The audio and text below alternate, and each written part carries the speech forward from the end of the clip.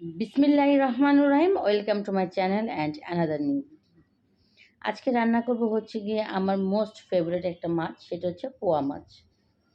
এই মাছটা আজ আমার কী লেভেলের পছন্দ, একদম হিসাবের বাইরে।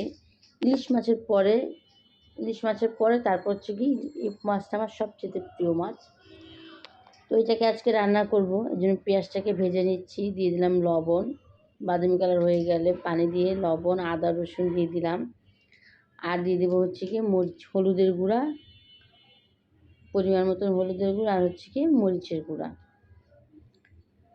গুঁড়া। এটাকে ভালোভাবে একদম আমি সব কিছু মশলাটাকে একদম নেড়ে চেড়ে দিয়ে একদম এটাকে আমি মরিচ কষাতে দিয়ে দিব।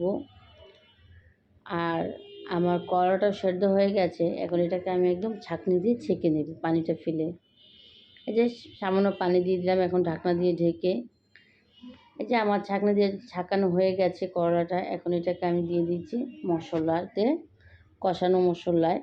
এখন এটাকে ভালোভাবে নেড়ে চেড়ে নিচ্ছি। আর ধন্যবাদ যারা আমার ভিডিওটি দেখছেন, তাদেরকে অসংখ্য অসংখ্য ধন্যবাদ। প্লিজ আমার চ্যানেলটাকে সাবস্ক্রাইব করবেন, পেজটাও ফলো করে দিবেন।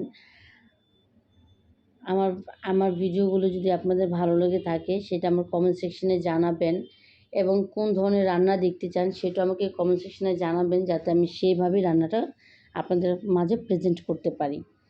কষানো হয়ে গেছে, এখন আমি দিয়ে দিলাম তরকারির জন্য ঝোলের জন্য পানি দিয়ে দিলাম।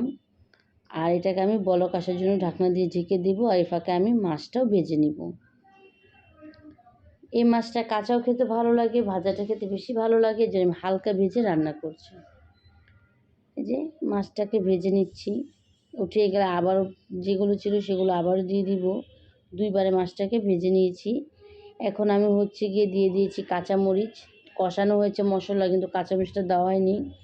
যে মাছ ভাজা হয়ে গেলে এখন আমি দিয়ে দিচ্ছি তরকারির ভিতরে মাছগুলো একটা করে আমি সাজিয়ে দিচ্ছি। আমার মনে হচ্ছিল পানিটা একটু বেশি শুকিয়ে গেছে, এ পর্যায়ে আর অল্প একটু ফুটানো পানি ছিল, সেটা আমি একটু দিয়ে দিয়েছি যাতে ঝোলটা একটু ঘন হয়। এখন দিয়ে দেবো হচ্ছে গিয়ে শাক বাটা জিরা ফাঁকি একসাথে, কারণ শাক বাটার সঙ্গে তো জিরা ফাঁকিটা থাকে, এর জন্য আর এক্সট্রা করে জিরা দেওয়া হয়নি। এখন আমি শাক বাটা মশলাটা দিয়ে দিচ্ছি। আর শাক বাটা দিলে তরকারির স্বাদটাও যেমন বেড়ে যায়, আর তরকারির ঝোলটাও মারাত্মক ঘন হয়, তো খেতে খুব মজা হয়। আর প্লিজ আবারও বলছি, যারা আমার ভিডিও দেখছেন তাদেরকে অসংখ্য অসংখ্য ধন্যবাদ। আর এই মাছটা আমার মতন কার কার পছন্দ প্লিজ আমাকে জানাবেন। এই যে আমার প্রায় রান্নাটা হয়ে গেছে। ধন্যবাদ সবাইকে আমার পাশে থাকার জন্য।